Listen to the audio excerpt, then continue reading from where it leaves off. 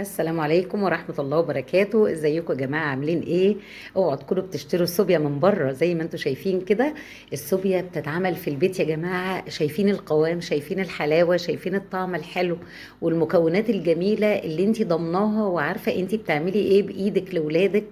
اعملي لهم المشروبات الحلوة ديت. فرصة في رمضان ان في عصاير ومشروبات كتير يشربوا بقى ويذاكروا. انتوا عارفين ان احنا رمضان جاي في موسم المذاكرة. زي ما انتوا شايفين كده، اعملي وقدمي في كوبايات حلوة كده واعملي لهم جو بهجة في قلب البيت.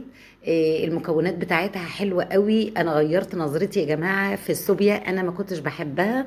انا لما عملتها بايدي مش قادرة اقول لكم انا حبيتها قد ايه. يلا نشوف عملنا ايه في المكونات.